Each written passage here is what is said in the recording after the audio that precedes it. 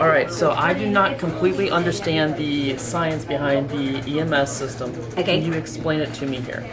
Basically, what that machine is doing is simulating what your body naturally does.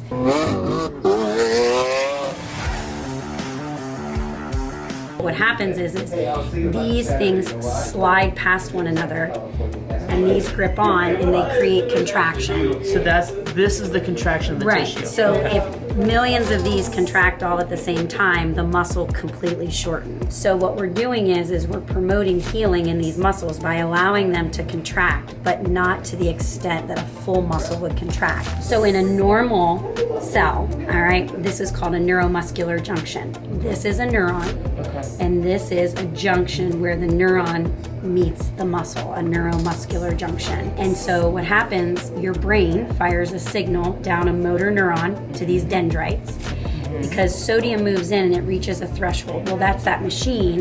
When you tell them to turn up the threshold, it's going to either increase the stimulus or decrease.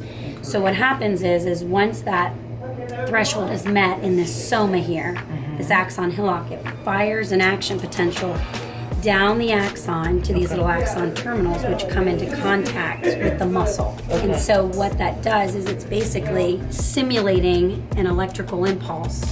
It's converting it from your machine because the brain is not telling, like if I have, this is my lower back.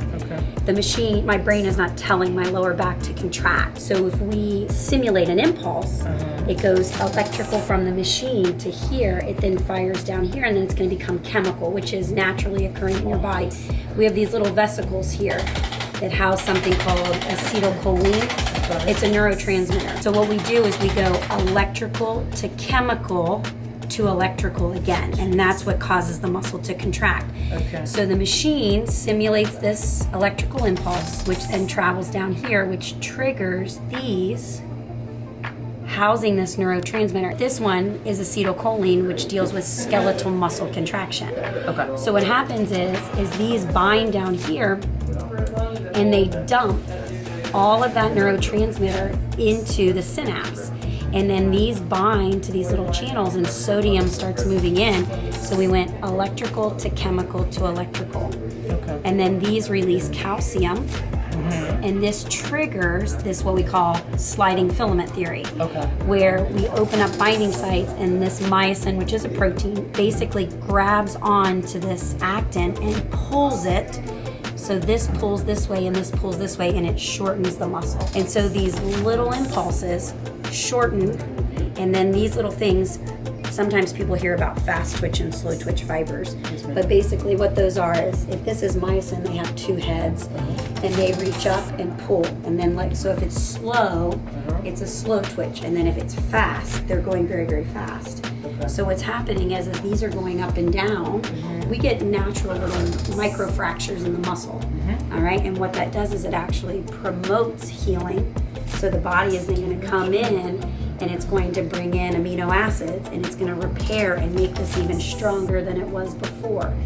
So let's say if somebody had a muscle injury, we wouldn't want them to go over to a weight machine and micro fracture these, I mean, because then we could do a lot more damage. But what we're doing is we're slowly promoting, so as I'm getting adjusted, we're still allowing my muscles to stay healthy and promote healing so that they can continue moving, because like with my back being hurt, I haven't been able to go out there and do that like I was before. So it's promoting that healing process and promoting strengthening them as they're working. Now, what is really cool about neurons is when they're done with this, they actually have three mechanisms, because if this acetylcholine was to stay in the synapse, this muscle would stay in contraction, and we wouldn't want that. We need it to relax.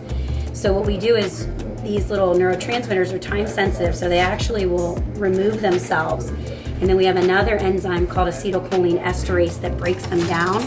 And then we actually suck them back up inside and recreate the neurotransmitter. So when this enzyme breaks it down, it actually breaks it down to acetic acid and choline. And if you know what acetic acid is, it's like vinegar. And then what happens when those two molecules get sucked back up into the neuron, they recombine them to form acetylcholine again.